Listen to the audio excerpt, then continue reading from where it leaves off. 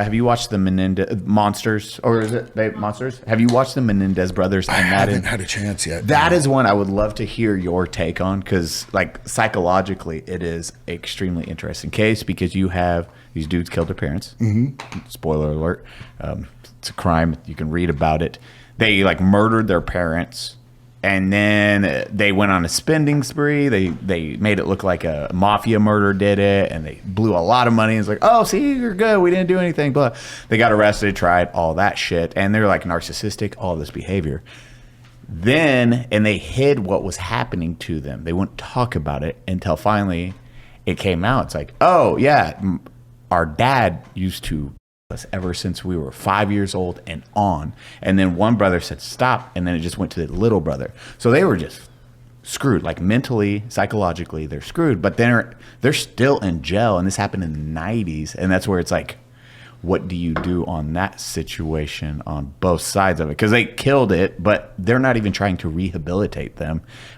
And at that age, are they able to be rehabilitated? Like, from your perspective on this stuff. Look, man, I have because you have trauma of your own. That's well, yeah. No, I was when I was 6 years old, and it definitely manifest. Not being able to process that trauma in an appropriate way manifest itself in a lot of bad behaviors, and a lot of it was based around me numbing out and self-medicating, and I did a lot of crimes. But I take accountability for all those crimes, bro. I did those, and if you're out doing crimes,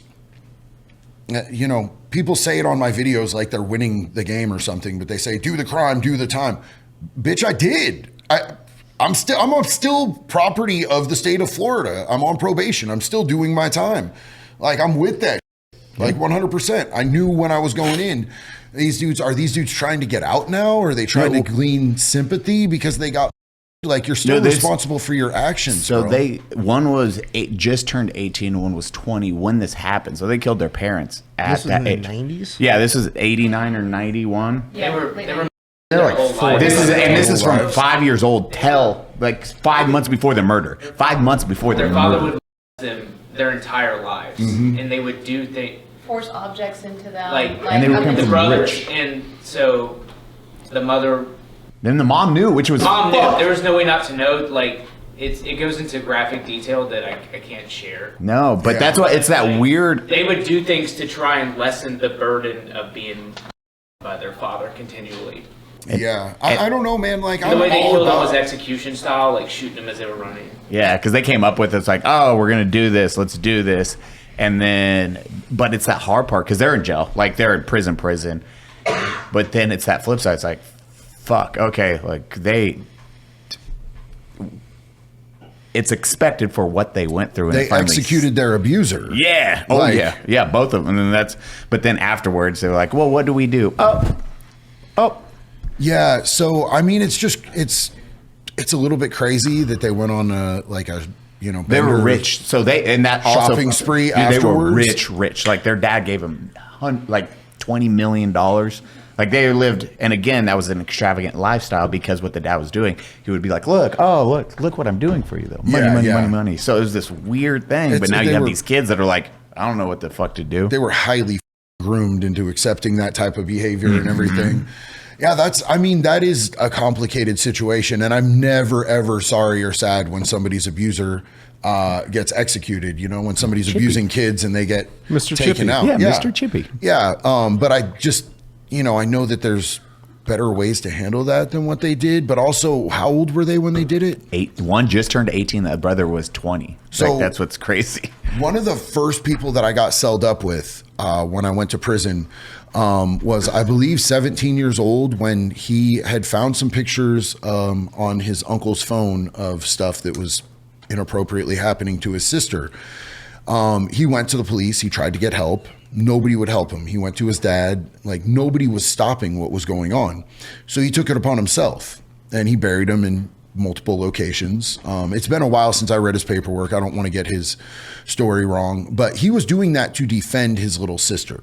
Yeah. And, there's really something to be said for the progress that he's made. Like, his brain wasn't fully formed at that time. He was 17 years old. You're not fully developed. And he was doing things to defend himself. The the Menendez brothers, it seems like they were full-grown adults, and this was just a revenge thing, and there was probably a better way to handle it. But also, you have to understand that trauma does fucked up things to people. So, you know, I don't know that I would. That's really not weird one. That's how I harbor- just it's asked, just 'cause complex, It's bro. super complex, and it's that one of those few times where you're like, well, there is no win in this situation. They got screwed no matter how you look at it. Yeah, for sure. So they're doing life? I think. Yeah, they're doing life. They had reason to believe their parents were trying to execute them as well, which is why they had the plan to kill their parents, and that's what kind of set everything into motion. And they also had evidence that the dad was still the youngest at the age of 18 on a private plane on the way to like business stuff. It's crazy. Oh, why are they locked up? Dude, that's the What the crazy. fuck? Yeah, The 90s, and they made them look like crazy privileged kids. Yeah. it's crazy story to read, and they're still in. Yeah, their whole case is just like built and the abuse is kind of like secondary. So they're in California. Yes. Yes. Yeah, because I'm doing an interview with a dude here very soon who was locked up with them, and he wants to talk to me about some of the, you know, what their daily life is like. He was actually a dude that was a shot caller for the GBG. Do you know what the GBG is? It's the Gay Boy Gangsters. It's a California prison gang. It's a gang of gay dudes that got tired of getting picked on and shit like that. Horrifying. A lot of them are dropouts from gangs like the NLR, the Nazi lowriders, or the the Aryan Brotherhood that got caught doing stuff with other dudes while they were locked up, and so they got kicked out of that gang, and they ended up joining, forming this other gang, the Gay Boy Gangsters, and they are on yards that like aren't active yards, but they're still gang members. And this dude was actually on an MSNBC show about like MSNBC lockup, and I'm going to be interviewing this dude about what the Menendez brothers' life is like on the inside. So that'll be really interesting for me to hear. Yeah, That's read gonna their be story, coming out watch soon. the series too, so you get both sides of it. Hi, Mr. Rich. The other police Oh, shit, officer has cops shown are up. Yeah. Did you just reach for a gun? Other cops. It wasn't a gun I was reaching for. No, it's weird. It's weird when like the professionalism of like my job gets not brought up, but like when you guys are talking about the Menendez brothers and like assaults to children, stuff like that, which I'm involved in investigations now, and like Cody's like, you want to switch with me and say some stuff, and I'm like, shit. I mean, all of it's kind of downer stuff. Like you saying that like you were assaulted when you were a kid, like the odds of you. Not you. I'm sorry. That would seem. I don't want to be rude. The odds of somebody that's being assaulting somebody else is like 25 or like 30%. And so the people that I deal with that are adults that are assaulting other people, whether it be another adult or a juvenile or a child, is like almost guaranteed that had happened to them when they were younger or at some point in their life. Cyclic behavior. Yeah, it's extremely like basically if it's one of those moments in your life where it poisons you and a lot of people for the rest of their life and can result in like that repetitive behavior of somebody then assaulting somebody else. Not saying that that's an excuse to do it, because once you become like 23 years old, even though you had a traumatic experience, doesn't give you the right to start doing that to somebody else that's just as innocent as you were when that happened.